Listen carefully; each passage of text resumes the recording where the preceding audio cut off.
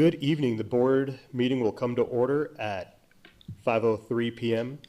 Thank you for attending the Albuquerque Civilian Police Oversight Advisory Board meeting today on February 12th, 2026. Ms. Sprilla, can I get a member roll call?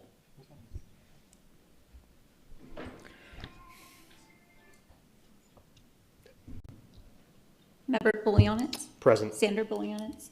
Edward Budenaro. Present. Aaron Calderon. Present. Rowan Weimer. Present. Thank you, Mr. Chairman. You have a quorum. Thank you, Ms. Sprilla. Next order is the Pledge of Allegiance. All rise.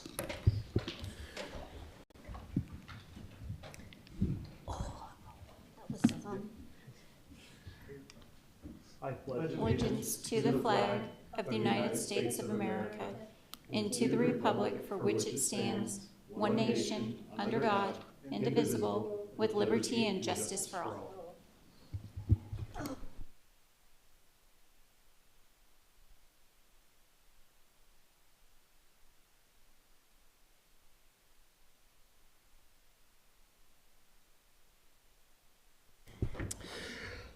The next order of business is the approval of the agenda. I do have one proposed change to the agenda, and that would be for the serious use of force cases. APD case 25-002-0291. That was actually reviewed last January in 2025. So I want to update the agenda to actually remove the second serious use of force case that Member Budenaro would be presenting tonight. Can I get a second? Second. Thank you, Member Budenaro. So first let's do that, and then we'll see if there's any other changes. So with that, I make a motion. Ms. Burla, can I get a roll call vote, please? Chair Bullionitz.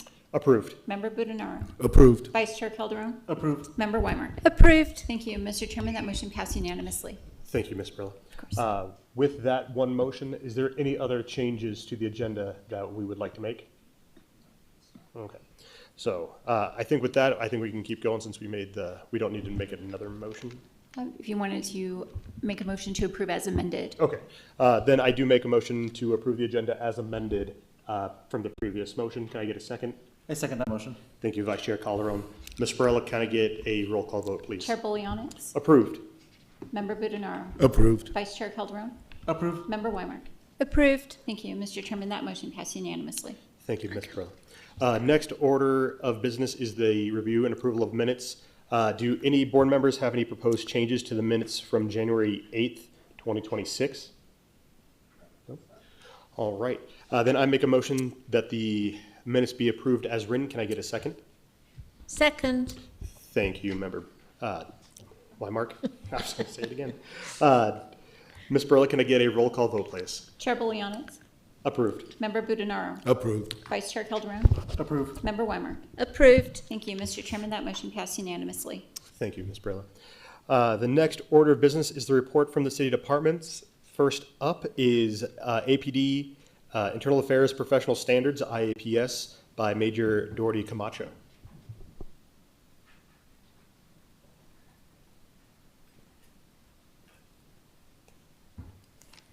Good evening. How is everybody tonight? Just Good, want to thank say welcome. Thank you. Thank you. I appreciate that. And it's Dodie, just in case. I think it was.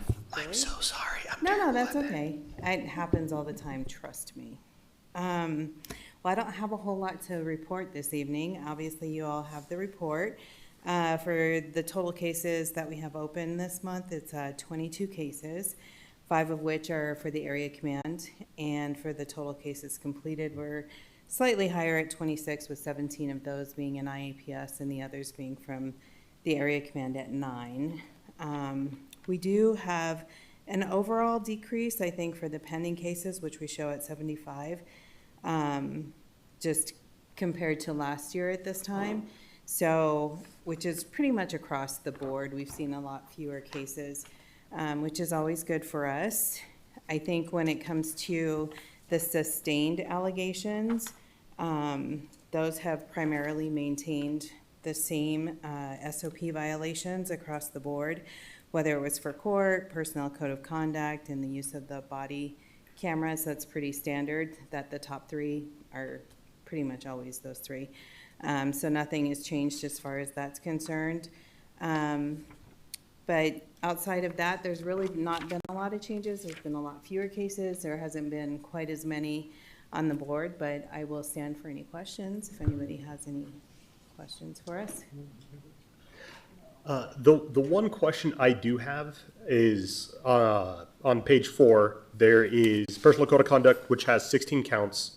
And then below, when it says the detailed of sustained SOPs for code of conduct allegations, there's only 4 down at the bottom right table. And so seems a little, I'm not sure why there's a discrepancy from 16 to 4 and the directive is the policy, not just a blurb of what that policy subsection is. Does that make sense? Yeah, I think for the subsection, specifically, it was talking about the 4 just to the left as opposed to the other page. So if you look directly to the left, 1.1, personal code of conduct, that says count 4. So those are for the sustained findings for those. The page that you're referring to, I believe, with the 16 Yeah. that you're talking about, right? That's this. Right, yeah. This page. Yeah, that's looking at the discipline that was imposed for the sustained allegations.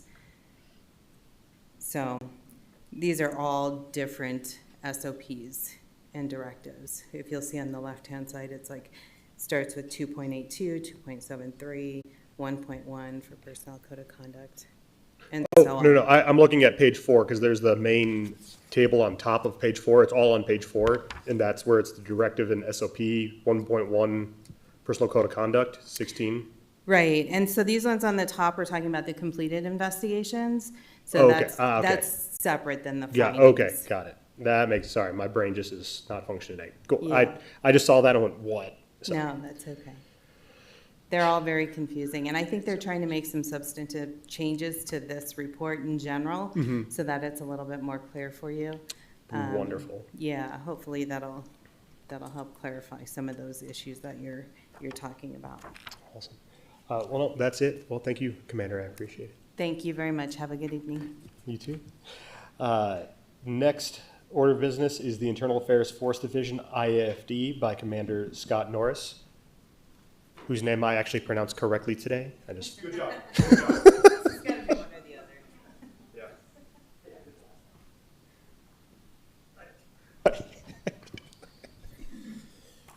Good evening.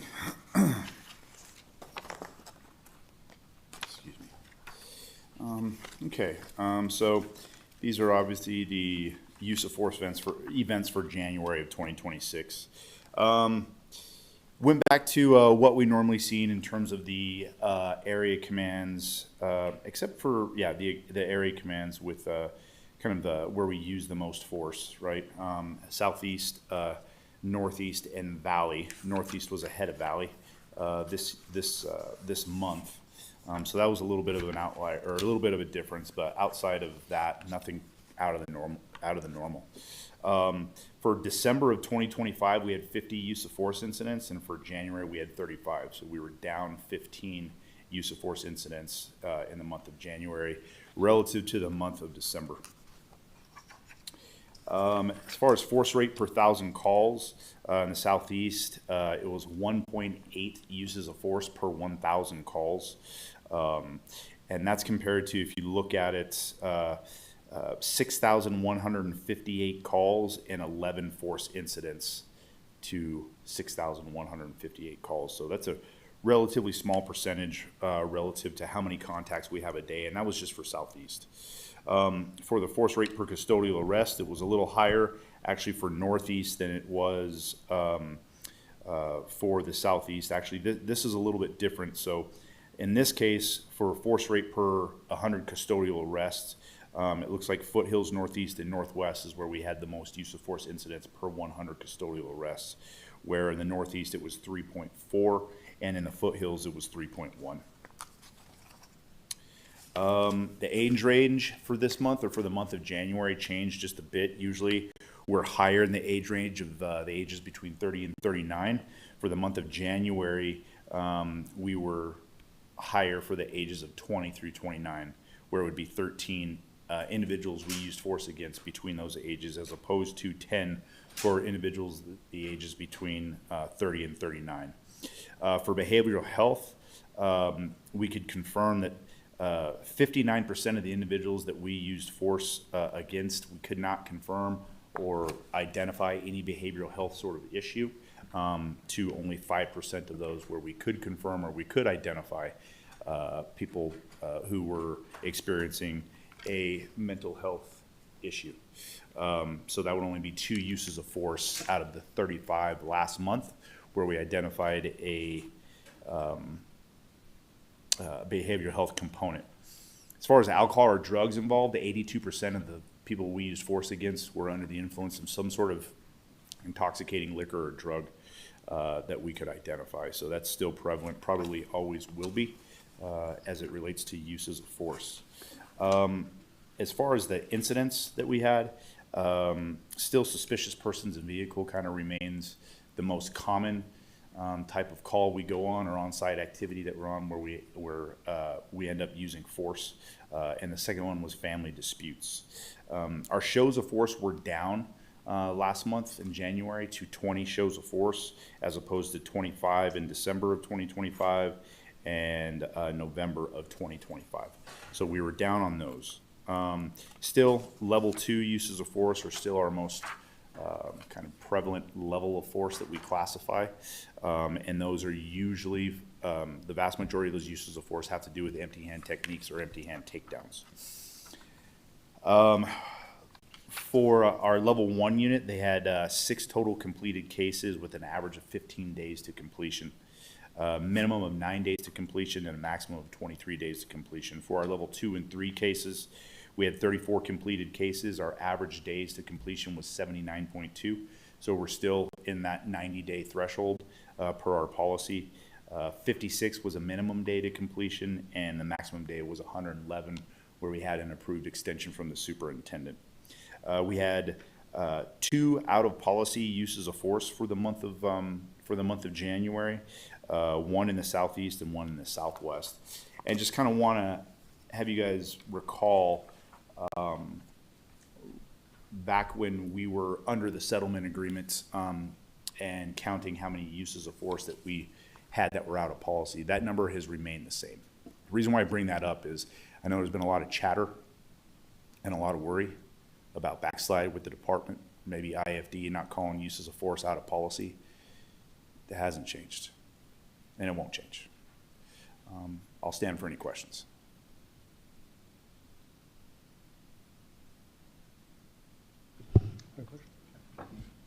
Yes, ma'am. Did you say something about vehicle theft needing to use force, or did I? No, ma'am. Suspicious persons in vehicle and Okay. domestic violence. Okay, Those were our incidents where we have the most uses of force for the month of January. okay.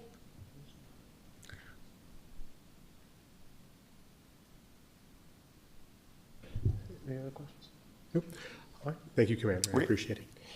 All right. Next order of business is a report from ACS by Deputy Director Jeffrey Bustamante.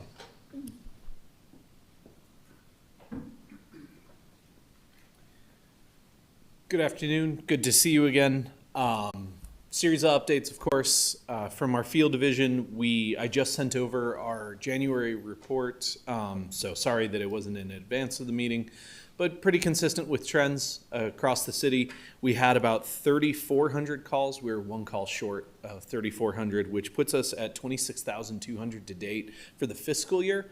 About 45,000 for fiscal year total projection. So by the time we get to June, of course, the end of June. There's a series of detail in there, but a lot of it is pretty consistent trends. We did see a jump in the mobile crisis team calls. That one's always a little bit subject to variations, so I don't think it's anything in particular driving that. With that said, as a report out a little bit, because I think there's going to be a handful of them coming up. I had mentioned a few months ago that we got $1.9 million in opioid settlement dollars that were provided from council to support our efforts in our street outreach program. Just as a quick update on that, we have brought on most of the team members and the navigators that will be supporting that work, continued to work on our expansion with UNMH and making sure that we have the street medicine component of it, and are anticipating a procurement for the contracted dollars going live in the next month, hopefully. We always want it to go quickly, but procurement especially is one that we just, for transparency to the taxpayer, need to make sure we're very intentional. And then, of course, to council as well. Our violence intervention program division, you might, if you're really watching the news every single time it cycles, you might have seen and caught it that county and city were awarded a combo award from a Senate Bill 3, the behavioral health bill from last year, early access funding. We got $1 million for our school-based violence intervention program. With that said, that is non-recurring, and it is specifically for kind of an intentional expansion. We're going to see what we can do a little more in middle schools and the rest, getting earlier, as I've mentioned before. So that is not meant to be sustaining dollars, it's meant to be expansion, and more piloting and work around that. Things continue. We have had a series of hires. We've actually been interviewing all week. I got through, I think, something like 10 yesterday and then a few this morning. So it's really full court press. Our admin team, I think with one final position, will have its final one posted, and counting all of it, I think we are at 141 budgeted positions with only 13 vacancies, and out of this week, we should have most of those filled. Another academy is about 4 weeks in as of tomorrow, which puts it at the midway mark. As I mentioned, we are piloting that we have done 3 months academies, but also some evaluation and program improvement to make sure that we are just also maximizing time. There are a few where we had a series of community partners like come on one day and then the next, and let's get them all in the room, have them all trained together, and then talk about their differences, and you make an 8-hour commitment down to like a 4-hour commitment, just that sort of stuff. Finally, Seasons of Nonviolence had an event last night. We want to appreciate City Council's partnership on that as well. We had a track event right there at the convention center. 269 kids came out, ran with a skills camp with the Zia Track Club, I think is their name. They were phenomenal, really did a great job with the kids, got them into different age groups, taught them different skills, whole lot of fun. So it was great, fed them Dion's because it's always Dion's, and had them from 6 to 9, sent them home tired, and I imagine a good few of them fell asleep on the drive home. Next event, we are looking at March.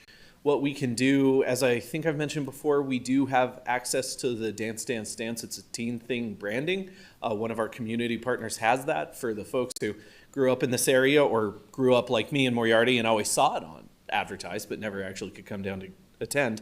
And we're hoping for one of those in March, and then another movie on our premises in the International District in April. And I think I mentioned last time, but we are moving closer to getting Teenage Mutant Ninja Turtles for the kids in the area, bring pizza and have some fun.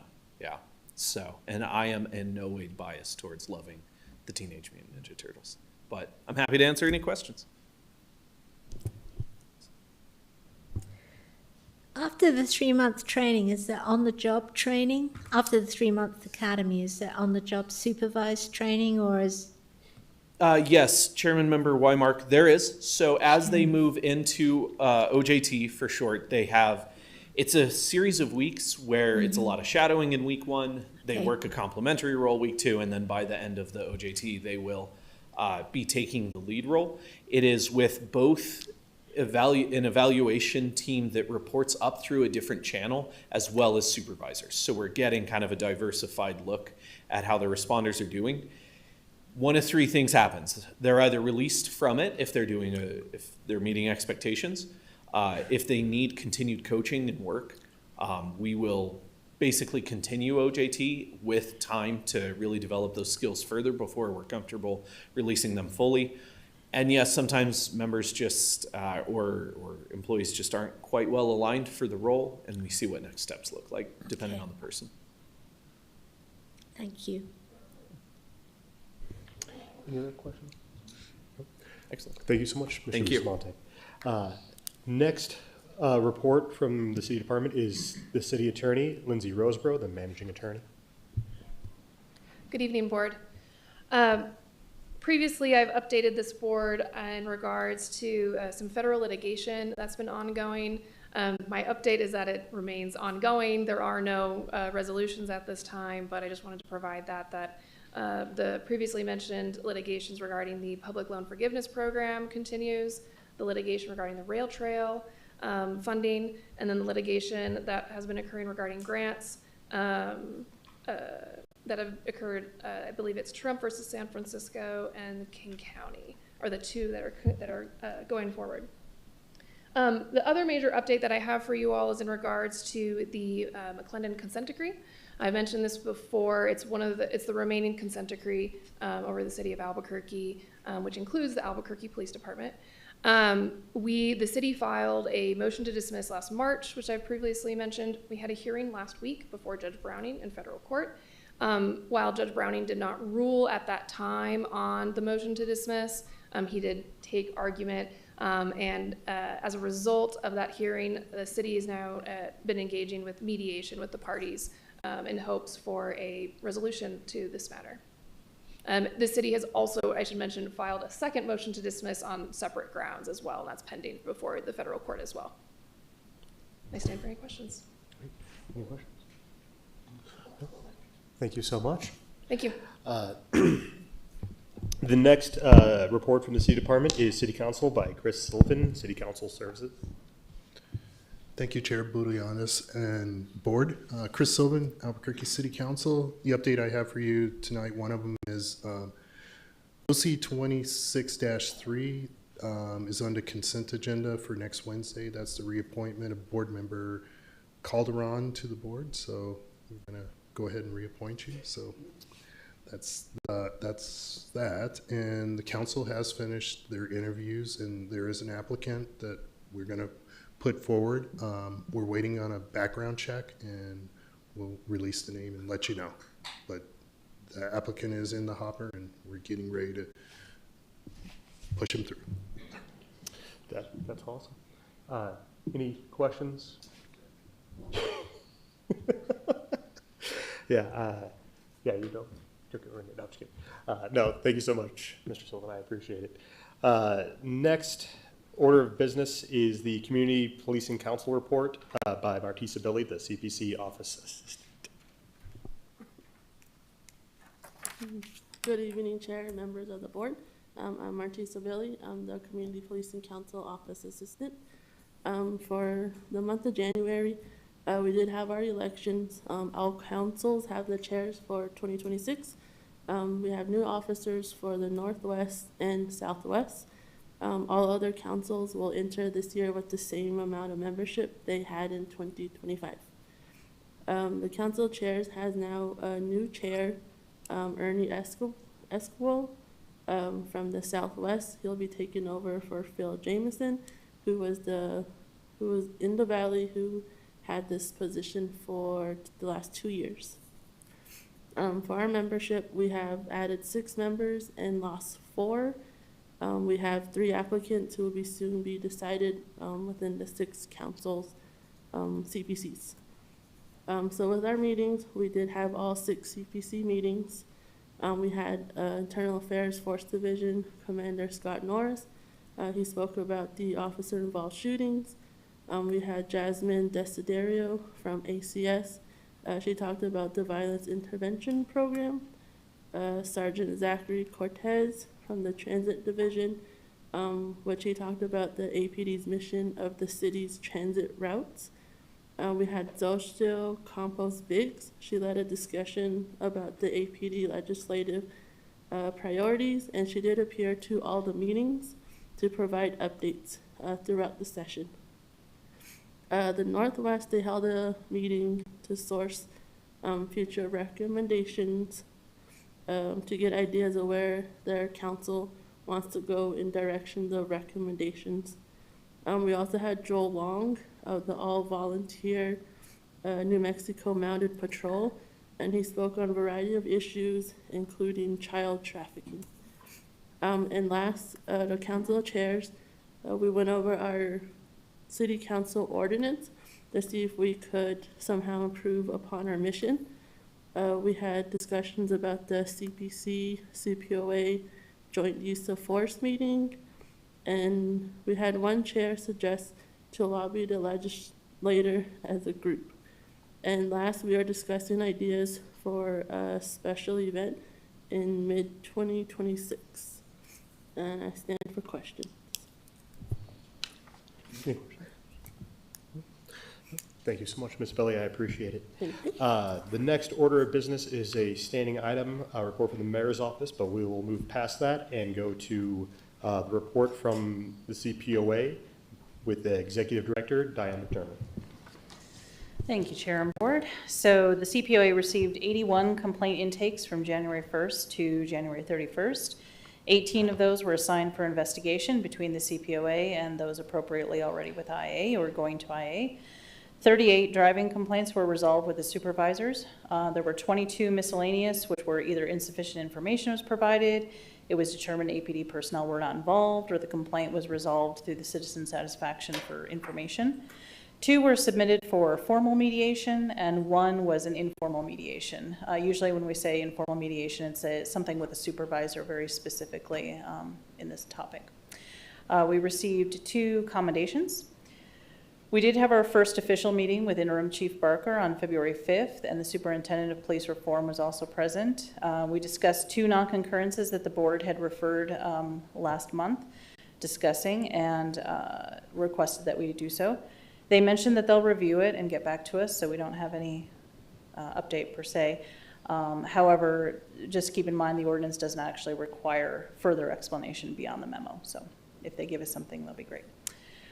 We held a special policy meeting, as was already mentioned, on the use of force policy on January 21st. Commander Norris, Deputy Commander Kaplan, Major Camacho, city's legal representatives, and several of the CPC representatives attended the meeting on the upcoming use of force policies to address some of the questions and concerns.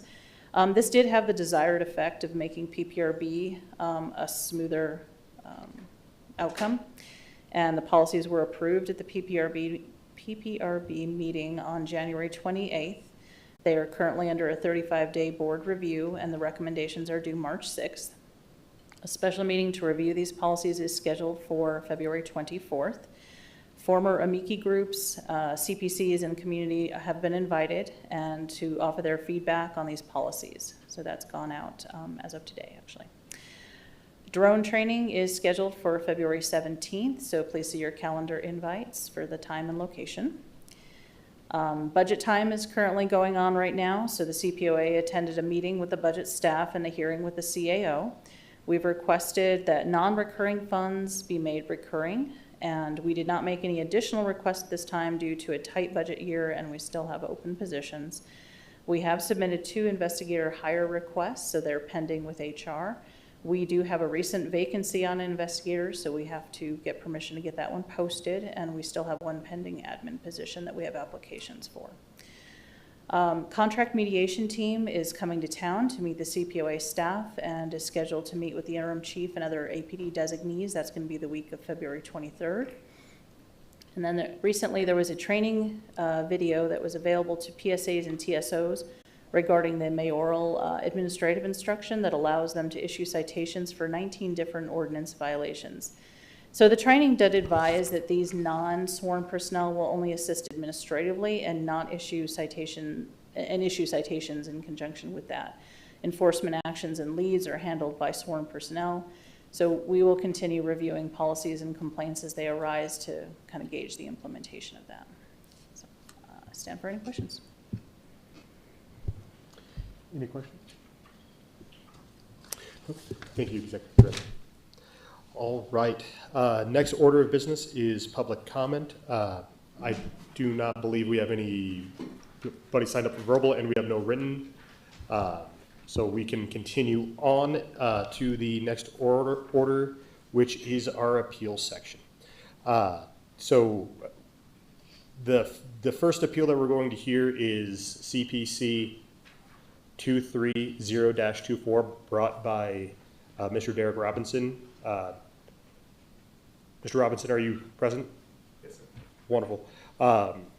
just stand by for a moment while we get going, but I just want to acknowledge here. The representatives from APD, are you here? And I believe we also have the officer here as well. Is that correct? Correct. Oh, wonderful. And with now, I'm actually going to ask the board's counsel to read out the rules and procedures that we will be following for this appeal hearing. Counsel. Thank you, Mr. Chair. We're now at the appeals portion of the agenda, and the following process will be followed during each appeal. During the appeal hearing, each interested party has an opportunity to be heard and present arguments stating their position. No new evidence will be permitted to be introduced during the appeal hearing. The hearing today is a quasi-judicial hearing, and the decisions will be made by the members of this board. The scope of this appeal will be limited to the complaint and the findings of the investigation that followed. If parties during their presentation go outside of this scope, they may be directed by the chair that only arguments that will be considered by the board are those relating to the complaint and subsequent investigation. We are recording this meeting tonight so that a complete, clear record can be created of everything being said. However, please remember that we cannot create an accurate record with people talking over one another. If people start to talk over each other, the chair may call for order so that there can be a clear record of the hearing. The time limits for the hearing are as follows. 15 minutes for the complainant who requested the appeal or their representative. They may call witnesses, but this will count against their time. 10 minutes for the CPOA director or designee. 5 minutes for the police officer if he or she is present. 10 minutes for APD, and then 5 minutes for the complainant or representative to provide a short rebuttal to anything that has been presented by the other parties. The burden of proof is upon the complainant bringing the appeal to demonstrate either 1, a policy was misapplied in the evaluation of the complaint, or 2, that the findings or recommendations of the director were arbitrary, capricious, or constituted an abuse of discretion, or 3, that the findings and recommendations of the director were not consistent with the record evidence. These are the only bases upon which the board may modify or change the findings or recommendations of the director. At the end of each party's presentation, the board will be given the opportunity to ask questions. These questions do not count against the party's presentation time. The questions should be focused on clarifying the record or the argument given, and should not offer or invite new information or evidence from a board member through asking the question. Parties should remain respectful and professional during their presentations. Any disruption of another party's presentation shall not be tolerated. At the close of the hearing, the board will deliberate. The board may make a determination in open session or decide to deliberate in closed session as allowed by the New Mexico Open Meetings Act. All final decisions by the board will be made in public. Once a decision is made, a final written notice of decision will be provided to all interested parties as provided for in the CPOA ordinance. Thank you, counsel. With that, Mr. Robinson, do you understand how the 3 ways the board can overturn, and then just to ensure, just to focus the conversation around the APD complaint? So if you can step up to the podium, and we will give you your 15 minutes. I believe there is a timer up there as well. And so, we're good? Okay. So, Mr. Robinson, your 15 minutes starts now. Yes, sir. Thank you very much. I'm here to go over this complaint again, appeal it. It was regarding an incident that happened on 8/26/2024 when I recorded an interaction with myself and APD Officer Douglas Moore, who was parked in a handicapped parking space while he was having breakfast with 3 other officers. Let me just interrupt you. For the privacy of the officer, let's not use the full name of the officer. If you can just refer to the officer as M. Mr. M or whomever, just for the privacy of the officer for the record. Okay. Thank you, Mr. Robinson. Officer M was parked in a handicapped parking space while he was having breakfast with 3 other officers at WEX on Wantabo and Copper. After taking over a year to receive the findings and several attempts by me to follow up with investigator Angelica Sanchez, the CPOA found that the officer was exonerated by a preponderance of the evidence and that the alleged conduct in the underlying complaint did not occur, or did occur, but did not violate APD policies, procedures, or training. And I am here to contest that finding, and this is why. And when Officer M admitted he was wrong, in the video. It's all, I recorded the entire interaction. At the 46-second mark, I asked him, how is it legal for him to do that, meaning park in that handicap parking space? His response was, it's not legal. This comment was not mentioned in the summary report of the video that I received from the CPOA.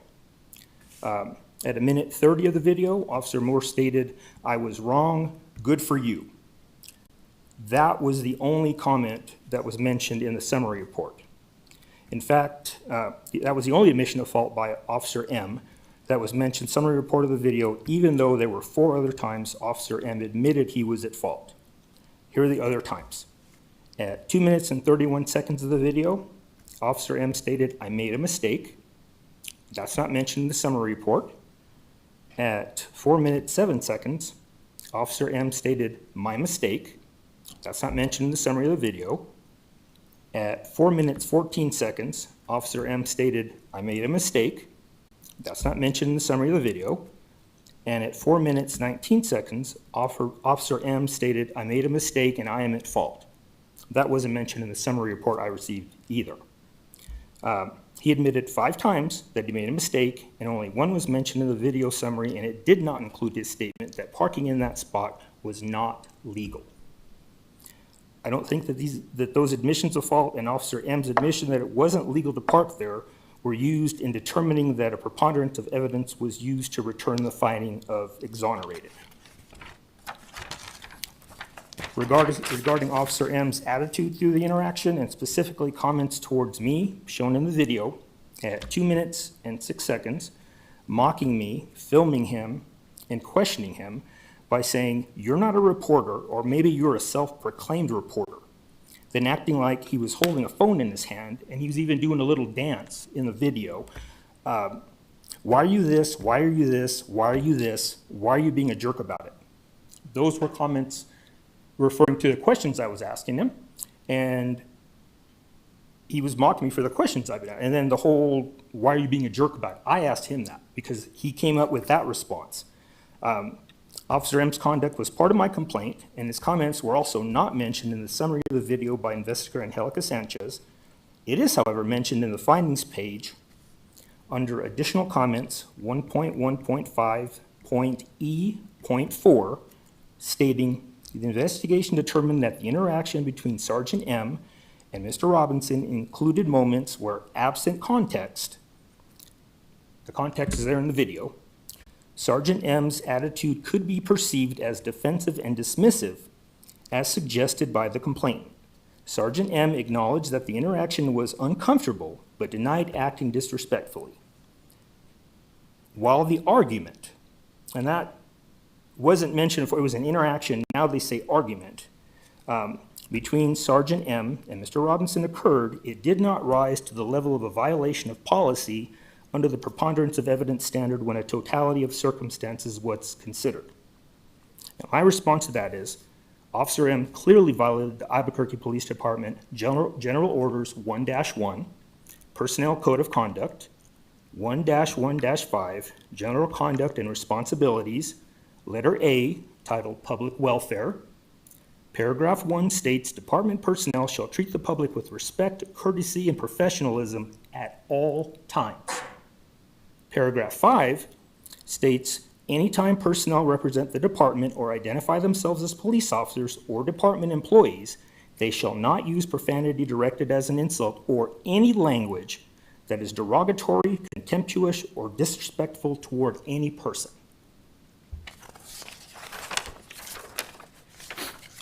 In my opinion, it's very clear that Officer M spoke to me disrespectfully as well as mocking me throughout the interaction. I feel that his behavior is a clear violation of APD policies, and the investigation should have determined that as well. I feel that law enforcement should be held to a higher standard than the general public, and the behavior of Officer M was careless, disrespectful, and not what the public should expect of the public servants that work for us. I hope that the board will determine that the findings and recommendations were not consistent with the record of evidence and that the finding of exonerated will be corrected. Thank you. Thank you, Mr. Robinson. You still have 9 minutes, but it sounds like you were done with your... I really wish you guys could see the video. that Oh, I'm referencing. I believe we do have the video that was submitted Okay. to us, yeah, so we do have a lot Okay. of the evidence, so. Board members, do you have any questions for Mr. Robinson? Not at this time. All right, thank you, Mr. Robinson. Thank you very much. Please just have a seat, we're gonna keep going through the process, so, Okay. but please don't leave, we're just gonna continue with the process All here. right, thank you very much. So next up, we have 10 minutes allotted for the CPOA Executive Director or designee. Executive Director McDermott, your time, if you're ready, your time starts now.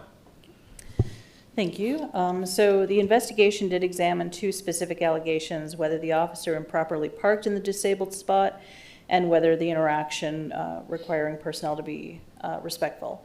So regarding the disabled parking violation, so the officer acknowledged that he parked in the space in question. He also acknowledged that upon realizing the issue, he apologized to Mr. Robinson and he did move the vehicle. He was in the process of leaving.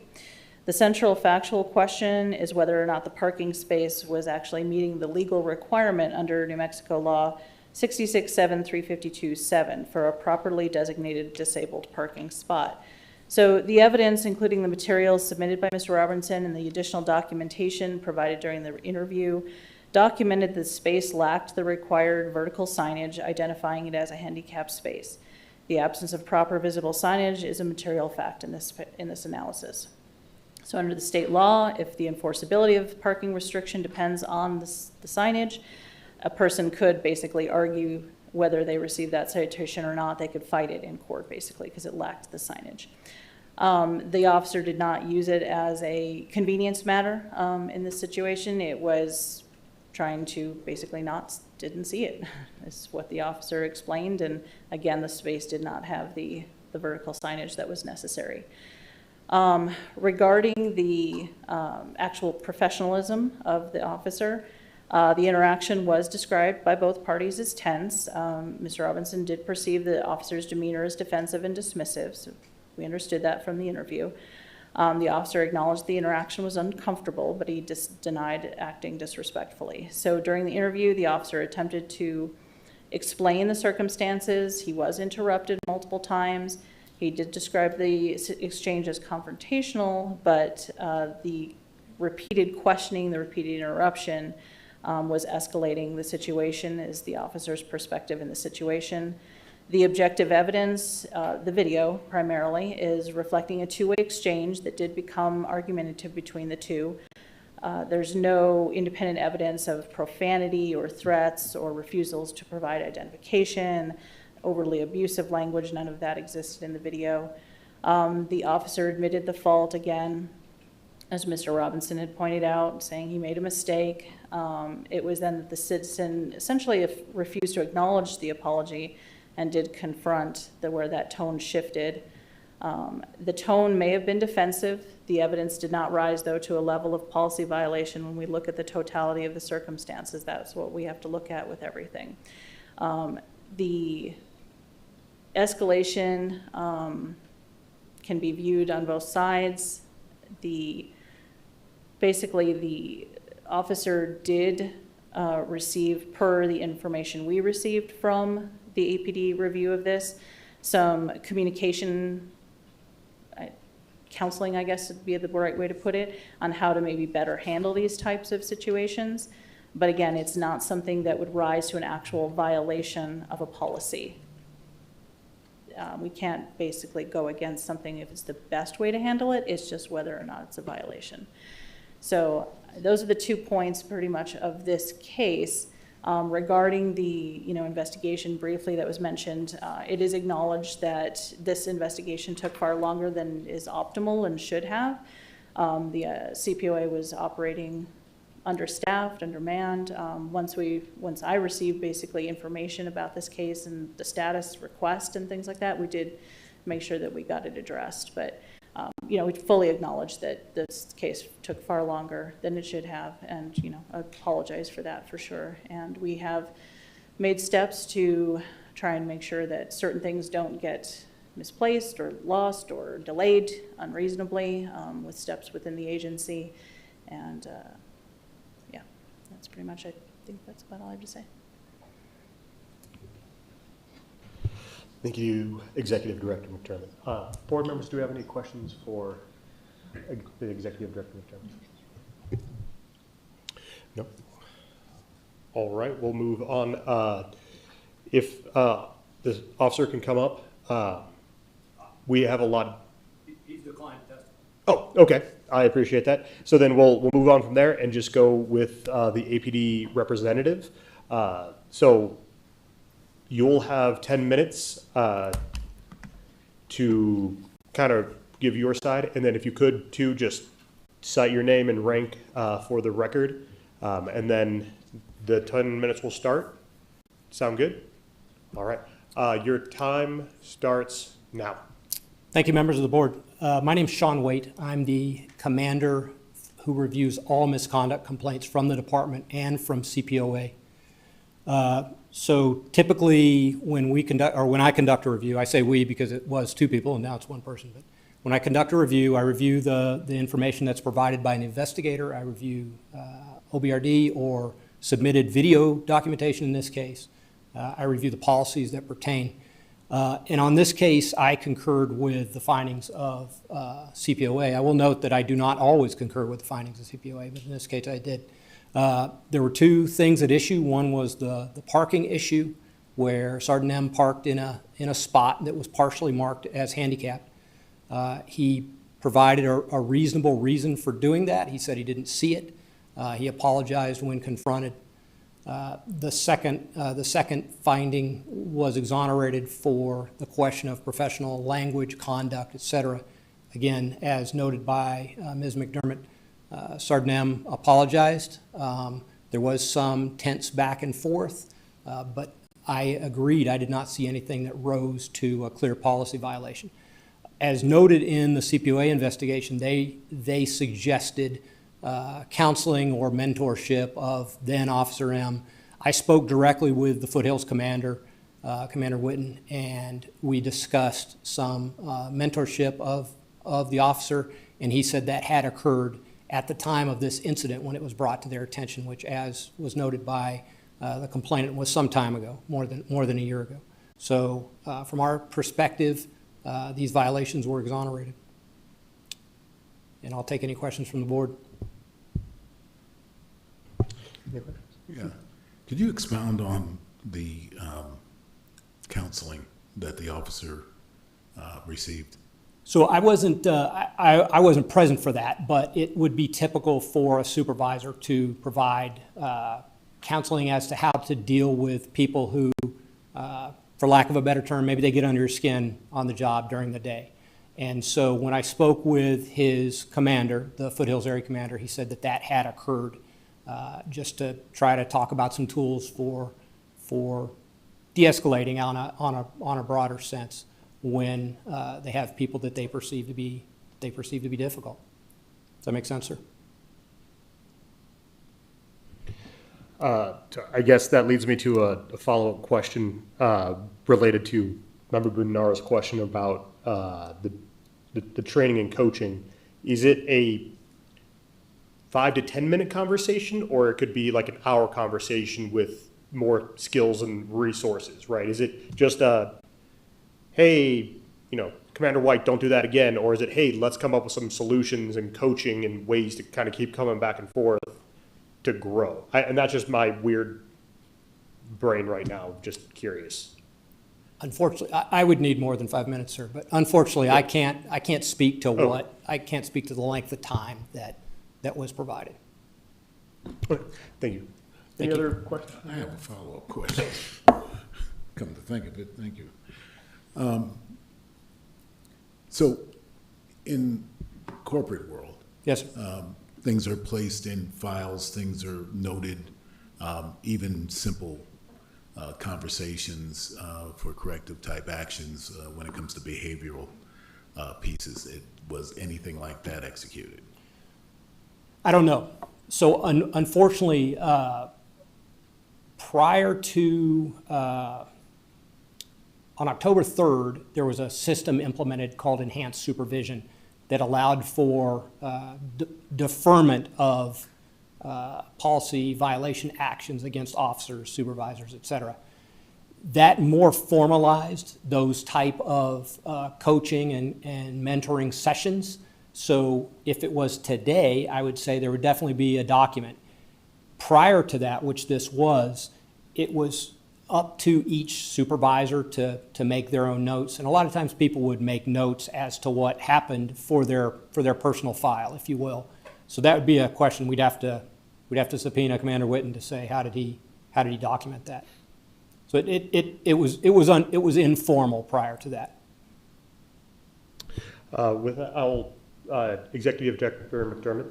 I just wanted to, for the information of the board, so because the documentation of APD's findings did mention that, there is at least that documentation. So it doesn't go into the details of what was discussed, which is more of a personnel matter anyway, but it does not, it is at least documented as a part of this file. So it's not that it doesn't exist somewhere. No, I appreciate it. Thank you for that clarification. Board member, any other questions for Commander White? Nope. Commander, thank you so much. Thank you, Board. Mr. Robinson, if you want to come back up, you do have the option to do 5 minutes for rebuttal for either Commander White or Executive Director McDermott. And your 5 minutes starts now. Thank you. Regarding the designated parking, if you watch the video, he opens his door and he stands right, it's between two handicap spaces. There's bright blue lines, says do not park, no parking. It's very obvious that that's a handicap space. You open the door, you can't miss it. In the video, he's standing right there as he's going to get in his vehicle. His vehicle pulls up and it doesn't sit on top of the handicap space that's painted on the ground. It's completely past it, it's ahead of it. So when he walked out of his vehicle, he's looking down at it. I get that it didn't have an overhead. The space next to it did, but I've taught self-defense for 30 years. One of the main things we teach is situational awareness. Not just an officer, we have a sergeant that is also a supervisor that was parking to have breakfast. Could have parked in the WEX parking lot. The other 3 officers did. He decided to park in the handicap space. And in the video, he even says, oh, I could have parked where you were parked. Because I parked, there was another row behind him, and that's where I parked when I recorded the entire incident. As far as, I don't understand how you couldn't see that that was a handicap parking space. I think that's an excuse. When he clearly said it's not legal to park there, when I asked him, how was it legal for him to do that? And his comment was, it's not legal. Yet he's exonerated.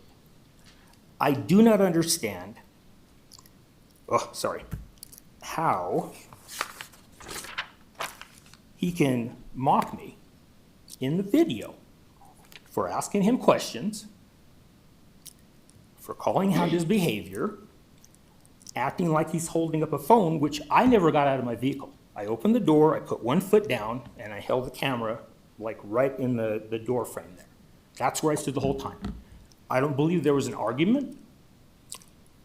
If you watch the video, my voice sounds like it does right now. The only time I raised my voice was when he was first walking up. I said, hey officer, to get his attention. Because he was looking down right at the handicap space as he was getting back in his vehicle. I don't understand the comments I just heard that I'm looking at the public welfare, the conduct, the responsibilities. Yes, it does say they shall not use profanity. That's not what I was complaining. He never used profanity. But it says any language that is derogatory, contemptuous, or disrespectful toward any person.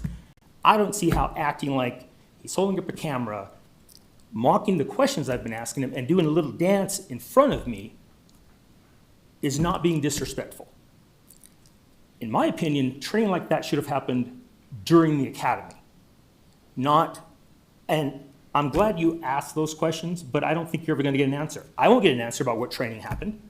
I get what they put in the report, that, oh, we're going to recommend that. I think it's more than that. And I just don't understand how a police officer who I expect to uphold the law is not held to a higher standard than members of the public. And I asked him if I had parked there, how much would the ticket cost me? And he told me how much if I had parked there. They didn't say anything about, oh, it doesn't have an overhead if you park there. And it looked like everything was freshly painted too. You can't miss that. I drive by there every day and I see people parked in this space that they always have a placard on their vehicle. It's right on the side of the Goodwill, which a lot of people tend to use that store that have that have needs special needs that they need to be parking there. And I just don't understand how it took over a year to get this done. And what Ms. McDermott said that they apologized for, I've never heard that. I've never heard an apology as to why this took so long. And it only started back again when I started calling. I can never get the investigator on the phone, and her voicemail has been full for over a year. You can't even leave a voice message. And so I finally sent an email in, and then things started to happen. And I don't understand that. I really think there's something else going on with the CPOA that needs to be addressed, and I will take care of that in a different way. I will deal with that myself. But I just don't understand how any of this was exonerated. I just don't. If I had done any of that, ticket. You're a police officer. You should know. More than that, you are a sergeant and you are a supervisor. What kind of example are you setting for the public and for the people that work under you? I don't understand that. Just had another officer last week that did the same thing. Going to a Starbucks, parking in a handicap space. Recorded, it was a news thing. Mr. Robinson, thank you. But your 5 minutes is up. I think that was the Zoom alarm for the time. I was like, wow, I was like, what?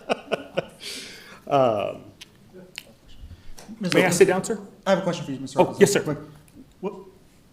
What's your desired outcome? What are you looking for out of all of this, right? I want to make sure we understand that. My opinion and the way I feel is that he should receive a ticket for parking that handicap space just like everybody else would. And I feel that he violated APD policy by being disrespectful, the way he acted towards me, the way he talked to me, the way he handled the entire interaction. I feel that should be something that's put on his permanent record. Both of those issues, not just we talked to him. I don't know what that entails. I don't know if that's something that goes on his record. Is it a APD approved training?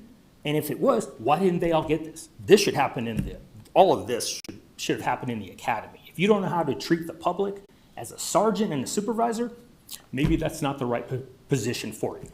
That's my opinion. But I just feel that this was just kind of, he's not gonna follow up with it. And then I start following up with it, and then it all suddenly starts to get taken care of. And I just don't think that any of this was handled in a professional manner. Thank you. Thank you, sir. All right.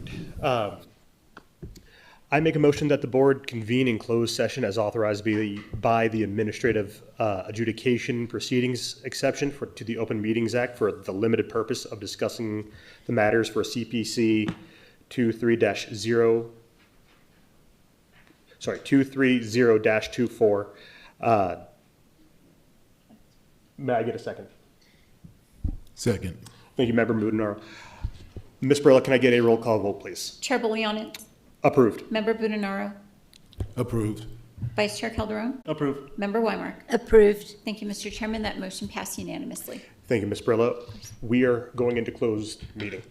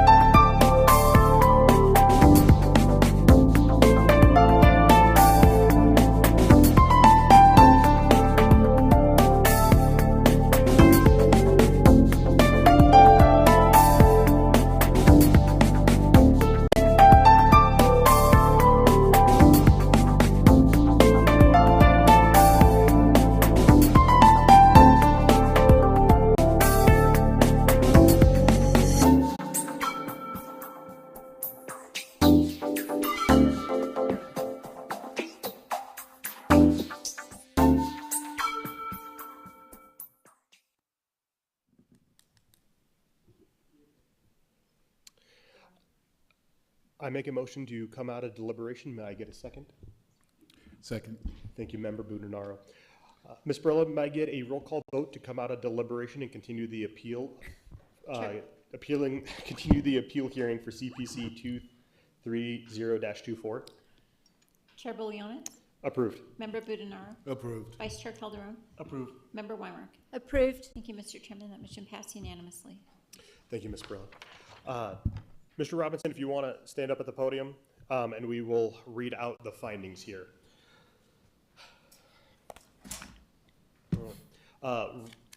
We broke this down into two parts. So regarding the portion of the complaint concerning the handicap parking spot, the board acknowledges and really understands your frustration, Mr. Robinson, and concerns regarding the officer's parking in the handicap parking space. However, the board's review in this matter is limited to the conduct and professionalism of the officer involved rather than the legal validity of the handicap parking designation itself. So with that being said, given the totality of circumstances, we are upholding the findings of the CPOA. Now, on to the second part of the complaint. Due to the certain amount of ambiguity in the CPOA and APD's interpretation of 1-1 Professional Code of Conduct for APD personnel, specifically 1-1-5-A-1, and the quote is, "Department personnel shall treat the public with respect, courtesy, and professionalism at all times," the board finds the officer's behavior to be unprofessional in this situation. The appellant, yourself, Mr. Robinson, has adequately established that this policy was misapplied in the evaluation of the complaint.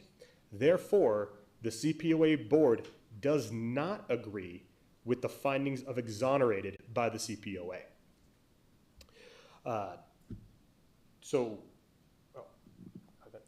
with that, Mr. Robinson, that concludes the appellant portion of your appeal for this appeal for 230-24. I do greatly appreciate you coming and raising this appeal to the board. We had a longer deliberation than normal, so I do greatly appreciate you coming in and talking with the board at this time. And Mr. Robinson, with these appeals, what we do is we take a lot of this information that you provide for us to use for policy updates and policy revisions throughout the year, right, as policies do come up, to ensure that they are more clear, more concise, and beneficial to the officer, but as well to the public, right? So everything we have in here, we will take back to our subcommittee policy, or sorry, subcommittee on policy and procedures for future policy revisions and reviews of 1-1. So we do that portion automatically with every single appeal that we get. Back to you, Chair. So with that, you will be getting a letter in the mail with the findings and the report out. Mr. Chair? Oh, yeah. My apologies for interrupting. Is the board intending on taking a final vote? Yes. Do we need to, sorry, thank you, counsel. Do we need to make the vote separately with the two different deliberations? I think it could be either a single motion, or Okay. if you wanted to divide it into two pieces, you could do that as well. All right, so we will do it into one motion and just separate them out. Okay, we'll make two motions. So with the first parking, the handicap parking spot, I make a motion that we uphold the findings of the CPOA. May I get a second? I second that motion. Thank you, Vice Chair Calderon. Ms. Brilla, can I get a roll call vote, please? Chair Bolianis. Affirmed. Member Budenaro. Affirmed. Vice Chair Calderon. Affirm. Member Weimark. Affirmed. Thank you, Mr. Chairman. That motion passed unanimously. Thank you, Ms. Brilla. And with the second complaint around AP 1-1 professional code of conduct with APD personnel, I make a motion that the CPOA board does not agree with the findings of exonerated by the CPOA. May I get a second? I second that motion. Thank you, Member Boonbaro. Ms. Brilla, can I get a roll call vote, please? Chair Bolianis. Affirmed. Member Budenaro. Affirmed. Vice Chair Calderon. Affirm. Member Weimark. Affirmed. Thank you, Mr. Chairman. That motion passed unanimously. Thank you, Ms. Brilla. So with that, now, thank you, council, for reminding us to vote on that. So with that, Mr. Robinson, in the next 30 days, we'll be sending you a letter with the decisions and the write-up that we had for this with the findings. And with that, this concludes the hearing for appeal CPC 230-24. Thank you so much. And I have have a one great question, evening. sir. What does that mean? Uh, I've never been through this process. So you didn't agree with their findings, but what does that mean? What does that do to the overall? I'm just asking, I just don't know. So that was where Vice Chair Calderon actually talked about taking this back to the policies and procedures and using this as ways to improve the policy. With that, I will actually, it looks like you're going to say something. So that's where we're going to be kind of taking this, is better to improve APD policy and use this as examples to improve the policies. Mr. Chair, if I might clarify just a bit, I believe what the board's actions today mean is that they have decided vis-a-vis the appeal process and the vote to modify the findings of the CPOA. Correct. So, Mr. Robinson, thank you so much. Thank you for your time. Have a great evening. I would like to just real quick thank Ms. Varela. She's been amazing in this whole process. She's the only one that's been helpful in this whole thing. I'm talking with the CPOA. So I wanted to thank you. I'm sending a letter over there regarding that. So I just wanted to put that on record that she's been amazing in this whole process. Thank you, Mr. Robinson. Thank you. Thank you, sir. Thank you. All right. We are moving on to the next order of business, which is the serious use of force cases. The first case up, APD case 25-0038135, presented by Member Weimark. Okay. Date of the incident was May the 11th, 2025. Time of incident was 23:51 hours. The location was Madeira Drive. Findings: Level 3 TA officer, canine apprehension, bite, injury in policy. Officer 2, Level 2 TA, use of show of force, pointing rifle in policy. Involved individuals: CM. Involved officers 1 and 2. At 20:34 hours, dispatch received a call saying he had observed someone taking the door handle off the caller's daughter's front door of their apartment. He advised that the person may have entered through the sliding glass back door. The officers knocked on the door, finding that the person was CM. He was told that he was detained and not free to leave. CM, through a live camera field, was seen holding a knife and was holding a knife. I've lost my place. Oh, he was pacing and talking to himself before unplugging the camera. He then started barricading the doors so nearby apartments were evacuated for safety. K9 and SWAT were requested. SWAT proceeded to set a perimeter and gave K9 and force warnings. They sent drones in, but CM destroyed them. And then an explosive breach on the front door failed, and then they broke into the back patio with baton rounds. By then, the officers had spent over 2 hours on repeated warnings. Officer number 1 then had his PSD, his service dog, bite CM on the arm. The entry team moved in. Officer 2 pointed his rifle until confirming CM was unarmed. CM was handicapped using low-level control. These uses of force were investigated and found to be in policy. Based on the circumstances, the force was found to be reasonable, minimal, and necessary. CM was compliant when taken into custody. He had wounds on his left arm and armpit and got medical attention. Officers had no injury. He was charged with a felony warrant and had not been involved in any other uses of force. There were no policies of standard operating procedures, personnel rules and regulations, or violations of administrative instructions identified. One deficiency concern was identified for training. One officer misnamed CM as DM many times in his report. He admitted he was tired and that wrong name was a mistake. No other deficiencies were identified. Thank you, Member Weimark. Deputy Director Rivasi, does the CPOA have anything they would like to add? Yes, Chair, members of the board.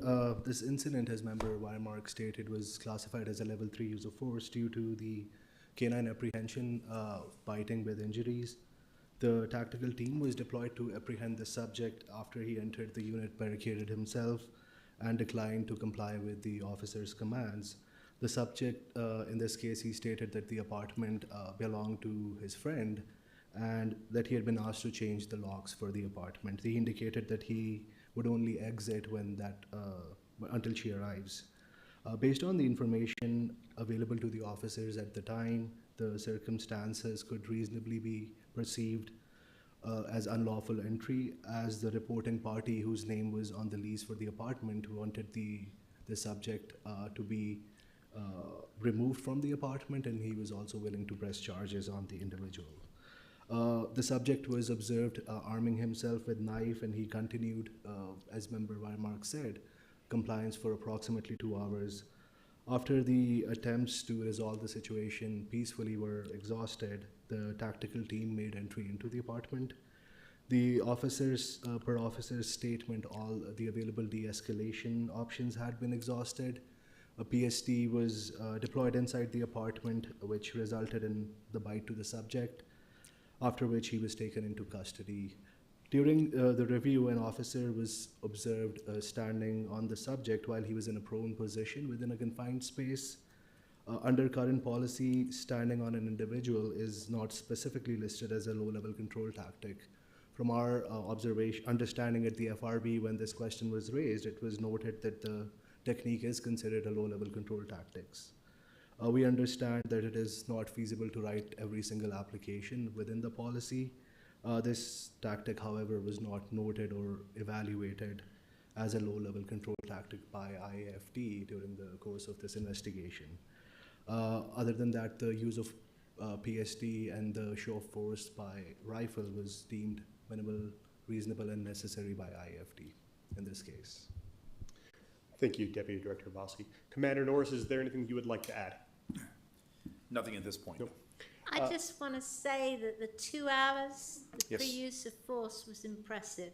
Oh, thank you. To spend that much time trying to beguile him and get him out and all that stuff, because a lot of times people leap and go directly to use, well, with tactical activations, you'll see that there's a lot of time that's spent with trying to get that person, barricaded subject, out of the house. before resorting to any type of use of force methods, so Okay. appreciate that. Any other questions from the board? No questions for me for once. So with that, does the board members agree with the findings for the Internal Affairs Force Division? Yeah. So I make a motion that the Civilian Police Oversight Advisory Board affirms and upholds the finding for APD's Internal Affairs Force Division investigation for APD case 25-0038-135. May I get a second? Second. Thank you, Member Weimark. Ms. Barilla, can I get a roll call vote, please? Chair Bolianis, Affirmed. Member Budenara, Affirmed. Vice Chair Calderon, Affirm. Member Weimark. Affirmed. Thank you, Mr. Chairman. That motion passed unanimously. Thank you, Ms. Barilla. Sorry. So since we amended the agenda, we are going to move to the next order of business, which is officer-involved shooting cases. The first one up is APD case 25-001-6652, presented by myself.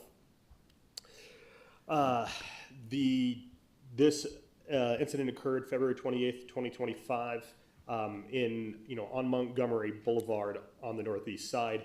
The ACS behavioral responders dispatched for a possible suicide after Mr. M made suicidal statements to his supervisor. ACS attempted to contact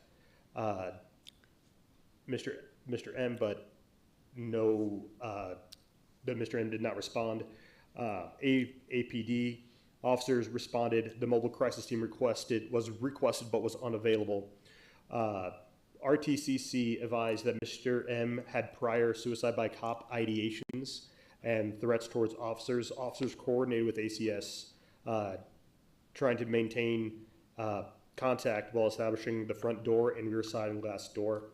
Officer 1 knocked and announced the police presence 5 times, and additionally found the door unlocked on the 4th attempt. The door opened slightly, and Officer 1 continued to announce entry due to welfare concern. Mr. M appeared inside holding a firearm. Officer 1 issued multiple commands to drop the firearm and move to cover.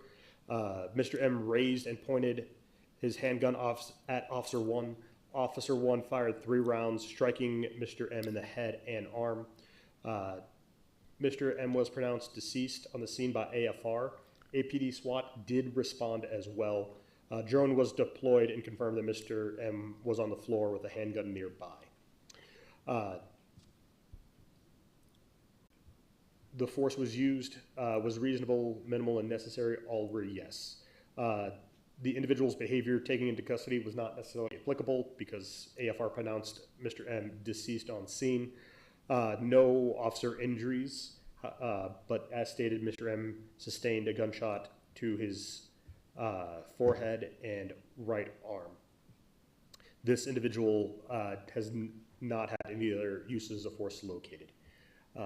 Deputy Director Abbasi, does the CPOA have anything that they would like to add? Yes, Chair, members of the board, just a few things. In this case, when prior to the shooting, the officer, as you said, attempted to make contact with the subject by knocking and announcing their presence multiple times without getting a response. And this call was labeled as a level 2 priority call, which is usually a higher priority calls for standard welfare checks. So, and because of the information that the person was threatening self-harm. The information again known to the officer at the time on scene, including the report that individual was going to hurt himself. He remained inside the apartment and he failed all the communication attempts from the ACS personnel that were on scene for approximately 1 hour. The circumstance when he opened the doorknob, in our observation, it met the criteria for exigent circumstances under 2-71, which permitted warrantless entry due to an emergency. The officer did not enter the apartment and continued making announcement from outside the hallway. When the subject he subsequently entered, he was clearly observed on OPRD to raise his firearm toward the officer. The officer in response utilized deadly force. Just one additional point that we observed, that during the investigation, the officer was questioned about the absence of force array, and the involved officer noted that the available force options that are carried on their person basically constituted a walking force array. Based on the IAFD investigative documentation, no additional referral for training or request for supervisor coaching was generated in response to that statement, and based on our review, clarifying training or coaching may be appropriate when an officer's understanding of force array concept appears to be inconsistent with policy or training standards. Thank you. Thank you, Deputy Director Abbasi. Commander Norris, is there anything you would like to add? Nothing to add at this point, no. Member Budinaro? The officer that was involved in the shooting. Yes. The shot to the head, it wasn't, was he offline or something? Was he not, was he unable to hit center mass? He stated in his interview that he was aiming for center mass.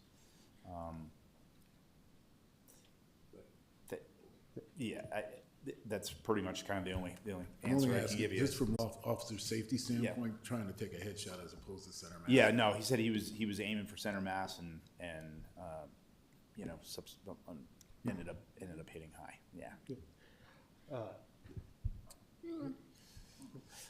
I do have two questions. One is more of just from what I remember, and I could be wrong, was when I think it was around the Civilian Police Academy where they talked about suicide by cop, that sometimes APD just, if they know that's the case, they don't necessarily engage. And so I was curious as to if my understanding is correct, that if it's the ideation of suicide by cop, that APD doesn't want to engage to get into a shoot. Is that something that's right? And then how does this case fit into that narrative? Well, we have a disengagement policy. Okay. It doesn't specifically state in that disengagement policy, you know, if it's suicide by cop, you will disengage. With this particular case, he had made those remarks several months prior to this particular incident us getting a call on this particular incident, ACS getting a call on this particular incident. And looking at everything, we saw that ACS responded, them trying to make contact with him, understanding that this may be your community caretaker issue, this person needed some sort of intervention, some sort of help, but they did not feel safe going in. Their only resort is to call us. What we don't want to do is have ACS call us, look at all the facts and circumstances that we have that we're faced with, and decide, and then we need to make a decision. Okay, is this something that's going to induce a suicide by cop, or is it something that's not? Unfortunately, we can't predict the future on something like that, but we definitely want to be able to help and supplement ACS in accomplishing the goal that they want to accomplish, which is to offer services to this person, possibly take this person to a mental health facility to get evaluated. So with regard to this particular case, suicide by cop, while it was mentioned several months prior to this incident, it didn't play a factor in the officer's decision in trying to contact this person and at least trying to offer him services. The reason why an officer had to do that is because ACS did not feel safe in doing so. Okay, that's fair, and I knew there was something because I thought I remembered that. I just wanted the clarity around that. My second question was SWAT already activated before Officer 1 discharged his firearm, or were they deployed after the shots? Well, SWAT, it wasn't a tactical activation. SWAT wasn't deployed or activated. Oh, okay. You had officers who were SWAT officers that were patrolling around, heard the call, and came to assist. Got it. Okay. Cool. I just saw that and I was like, Yeah. interesting. Yeah. And I just was Yeah, curious. they just came to assist. It wasn't a tactical activation. He was not a barricaded subject. Right. Right. I just saw that and I was like, oh, this is kind of confusing. So, nope, those are my only two questions. So, Okay. Any other questions? All right. With that, we all agree with the findings? Then I make a motion that the Civilian Police Oversight Advisory Board affirms and upholds the finding of APD Internal Affairs Force Division investigation for APD case 25-001-6652. May I get a second? I second. Thank you, Member Budinaro. Ms. Barella, can I get a roll call vote, please? Chair Bolianis. Affirmed. Member Budenaro. Affirmed. Vice Chair Calderon. Affirm. Member Weimark. Affirmed. Thank you, Mr. Chairman. That motion passed unanimously. Thank you, Ms. Burla. The next case up is APD case 25-0022-570, presented by Vice Chair Calderon. Thank you, Chair. Date of incident was March 20th of 2025.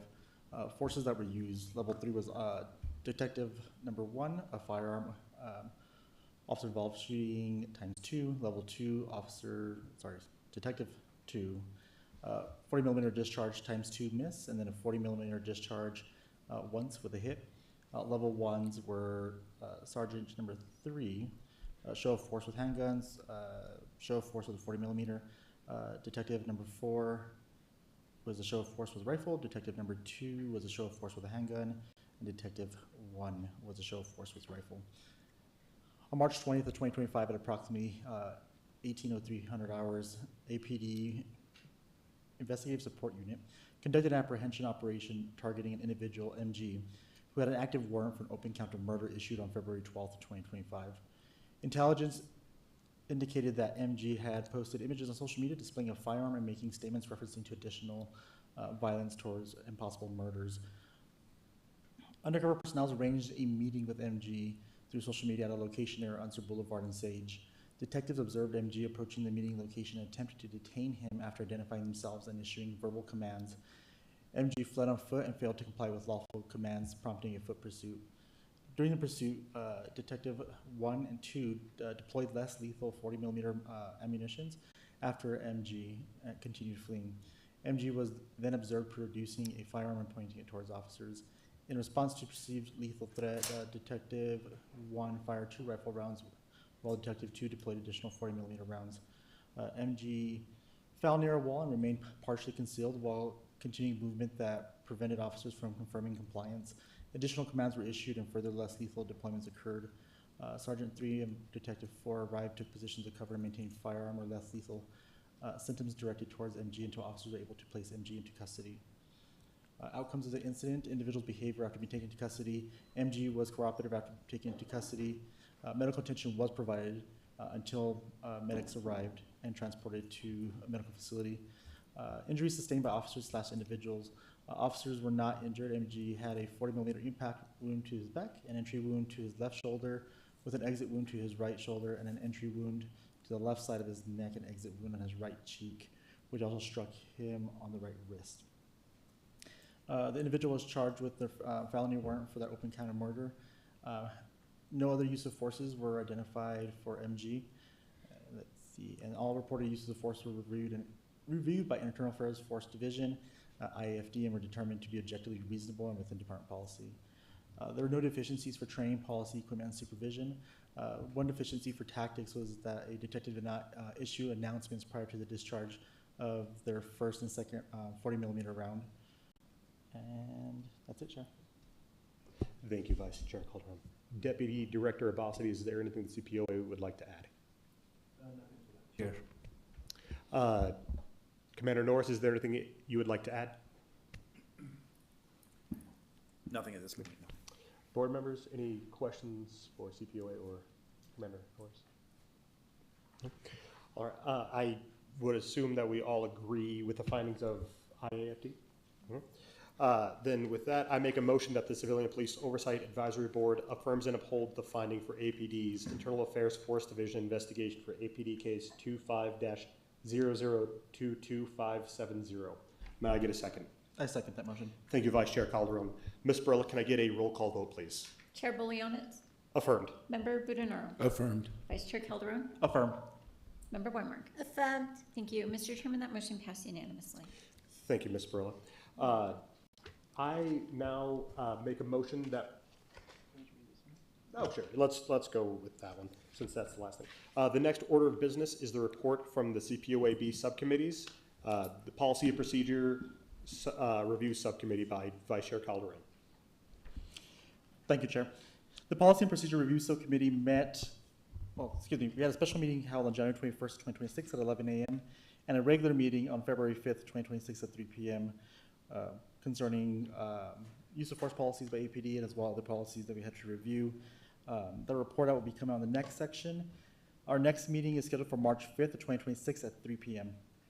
Thank you, Chair. Thank you, Vice Chair Calderon. With that, I actually make a motion to go on dinner break. May I get a second?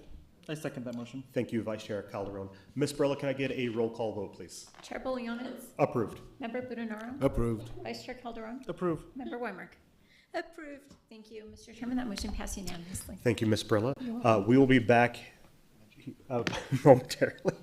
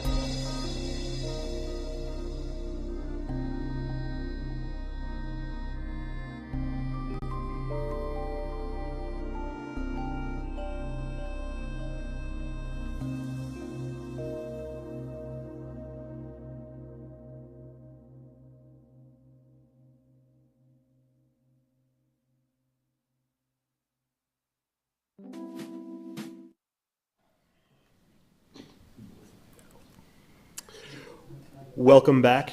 I make a motion to come back from dinner break. May I get a second? I second that motion. Thank you, Member Budenaro. Ms. Brilla, can I get a roll call vote, please? Chair Boliana? Approved. Member Budenaro? Approved. Vice Chair Calderon? Approved. Member Weimar? Approved. Thank you, Mr. Chairman. That motion passed unanimously. Thank you, Ms. Brilla. The next order of business is discussion of possible action. The first item up is the CPOA-B Policies and Procedures Annual Review. This was tabled from last month, but with this, we are going to actually take it off the agenda, take it off because we don't necessarily have an update. But the one thing I do want to have a conversation about is. Are we postponing that to next month?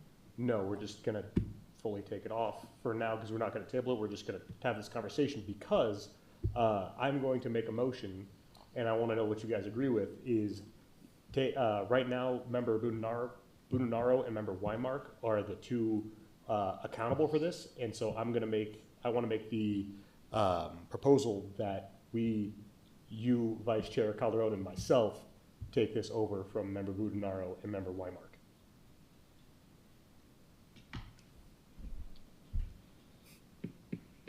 Yes? Because we're a little past and we need to get this across the line, so. That's okay. We can do that. Yeah, Member Budenaro, Member Weimark, are you guys on board with this? Yes.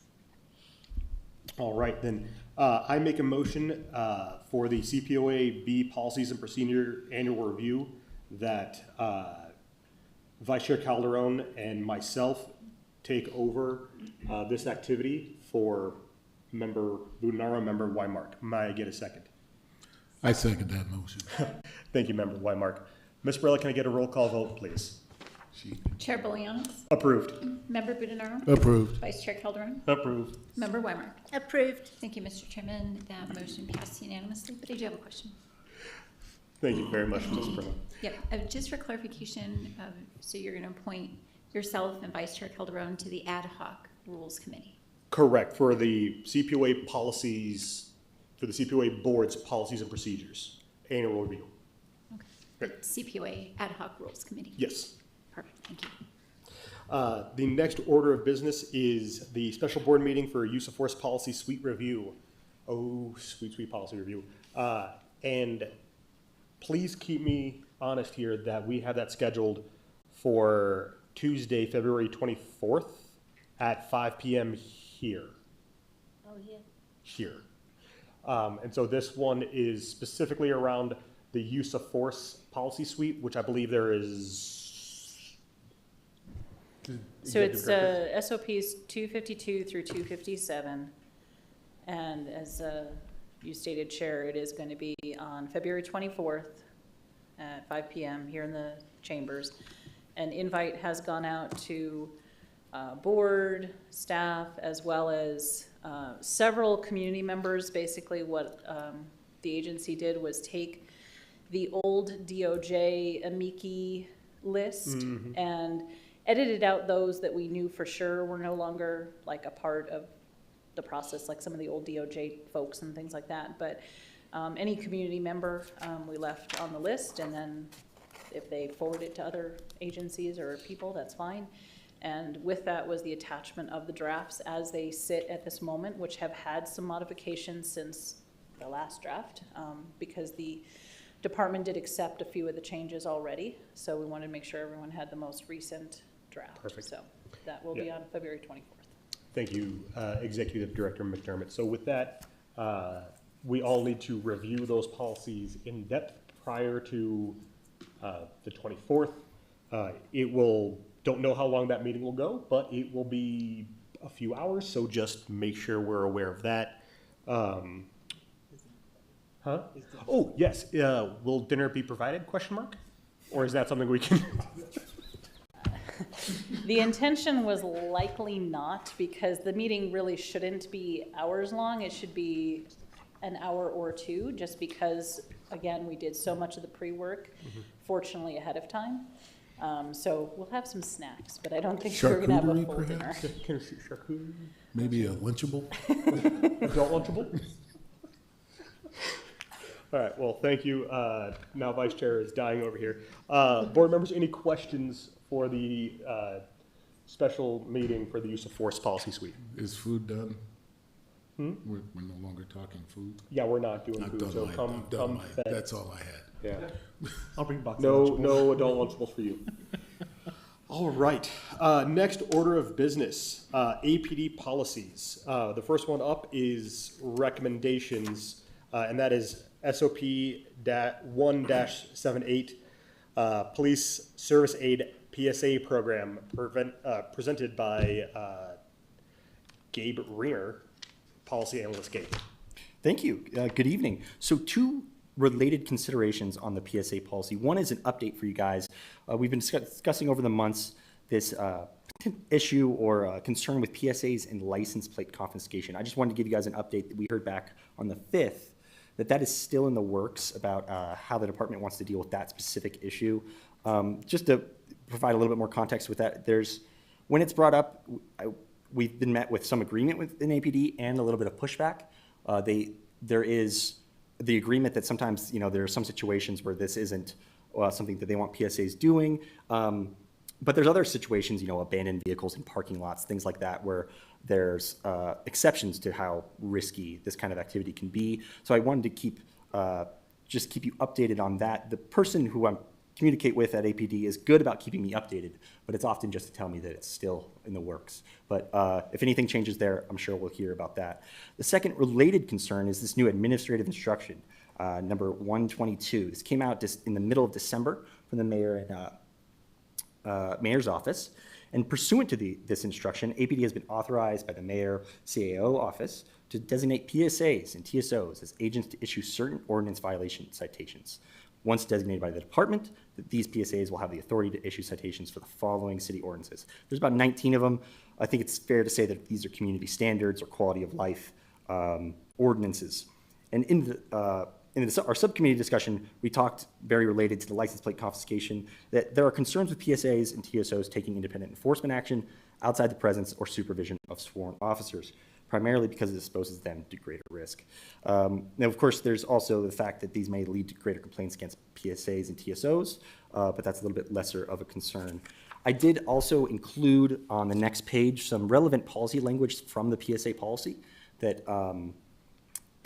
that speaks to kind of what duties the PSA already has, what they're strictly prohibited to do, and what actions they should take, when criminal activity or risky situations arise, that I think is helpful. I also shared with the board a training video produced by the APD Training Academy that I thought was very useful and very informative in describing how the APD plans to implement the usage of PSAs and TSOs in this kind of violation or ordinance writing. So if there's any questions about that, or I'm happy to expand on anything else I may know.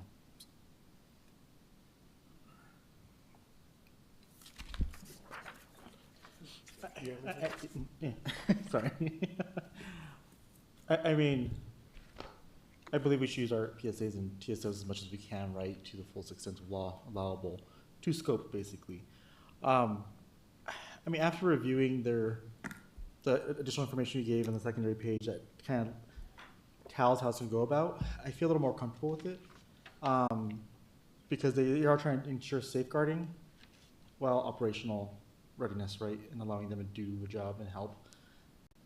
Curious about complaints, for sure, right, but to a lot of the PSA stuff and a lot of the new stuff that's come out, I don't think we have enough data to. All I can say is right? they're going up, but yeah, that's all I can say. Right, and I think once we have more concrete evidence and examples and stuff like that, we can bring it obviously to APD's attention, like, hey, this is a pattern of, you know, certain stuff. At least that's my initial executive director. Yes, as I mentioned in my initial report, it's similar. I mean, how it will be implemented will be the actual key here on paper and with the clarification. It may be fine, mostly the clarification. The paper, you know, it's somewhat up for debate, I guess, as to how you interpret it. But anyway, if this is what's been approved, then I think it's just going to be a matter of taking a look at the complaints as they come in, taking a look at the actions as they happen, and then if the modifications have to happen as a result, saying, look, your paper says this, this is what's happening in the field, here's where we probably need to modify how it's written, something along that line. So I just have a clarifying question. Go ahead. I'm sorry. I just have a clarifying question with these 19 administrative instructions for 1-22, and there's the 19 of them. And is it the understanding of the CPOA that these TSOs and PSAs will be able to, if they see, and I'm going to pick on one, disorderly conduct, that they can go out and independently write a citation, or no? So based on what we understand from the training and the conversations that we've had with the department, it's no. They would not independently do these things. They would be with sworn personnel. That sworn personnel would be initiating some of these actions, and then they would be kind of delegated to, okay, write the citation or do this. That's our understanding, and if that's how it actually plays out, it makes more sense. My concern has been that if it doesn't clearly say that, and a PSA may have a belief that they have the authority to do this, and then that's where things could go awry. So, right, and I was gonna say, but by policy, right, the 1-78-G, page 8, letter A says, if a PSA finds criminal elements or activity or an individual becomes disorderly, they shall move to a safe distance from the area, notify ECC, and request an officer to respond and assist, right? If they are there by themselves and it does escalate to a point, right? That's idealistic. It's idealistic, but it's policy as well, right? But let's say a PSA doesn't, then they're in violation of policy, right? To the point of Executive Director McDermott's is, there are the hypotheticals that we're thinking about right now, and we need the concretes, right? Mm-hmm. Yes, we can give these hypotheticals to APD, and they probably heard them enough from us and other people, but as we all know, data speaks. Correct. Yeah. I'm sorry. I just can't help but think of 18 to 21-year-old me, the bulletproof one, and I think it's got to be clear that a sworn officer's got to be with them. Just my 2 cents. You know, unlawful camping can get somebody crazy. So I'm very concerned about the verbiage, and I'm very curious to see what APD comes back with. My 2 cents. Yeah. Know what their limits are by this policy. But if APD responded, it did not concur with the recommendations. But if you jump past the actual response, and then I was able to call, it was clear to me that there was a misunderstanding about probably stemming from actually the recommendation, something I didn't catch earlier, that made this kind of confusing, but we were able to, I believe, alleviate it in conversation. So it was clarified that while APD has designated NEST personnel, the department does not recognize a NEST response as a distinct operational category. This distinction means that while NEST personnel are obligated to abide by the limitations of this SOP during their daily duties, those limitations do not extend to other sworn personnel who may encounter law enforcement situations involving encampments in the normal course of their duties. APD would not want language in this SOP that would restrict obligations imposed by other SOPs. And because NEST personnel are designated as NEST personnel and sent to specific predetermined encampment locations, they may be limited without impacting or contradicting other department SOPs. So to try to simplify that really is what that's saying is officers have to deal with potential criminal activity around encampments all the time. So to put something in this policy that says if there's something like a nest response or a nest location, that could be limiting to those officers in those situations or contradictory to other department SOPs. So I see where that's coming from, and that was my mistake of thinking of something as a nest response or a nest action. This nest is just a team. It's not they don't designate something as a nest location. But moving on from this, that additionally, while this cannot be guaranteed given the diverse and evolving nature of situations, APD does not intend for non-NEST sworn personnel to support or participate in NEST's daily operations. However, if non-NEST officer is called on scene to support NEST personnel during a predetermined encampment action, that officer will be informed, basically become NEST personnel, of the limitations this SOP places on them. This isn't, and coming from the authors themselves, this is totally in APD's interest because it reduces risk to everyone involved and meets the expectations of other city agencies it is working with, the NEST team. So NEST is there to support and secure other departments in the city, specifically solid waste. They're not there to do proactive enforcement actions. And if they were, they'd be violating that expectation of working with these other departments. So I'd be happy to clear that up more than it already is if it needs to be. But that's where hopefully that clears up why that one wasn't accepted. Thank you. Any questions? Yeah. No, that makes sense to me. So, awesome. Thank you so much. Thank you. With that, let's move on to the next order of business, which is other business. Any questions or?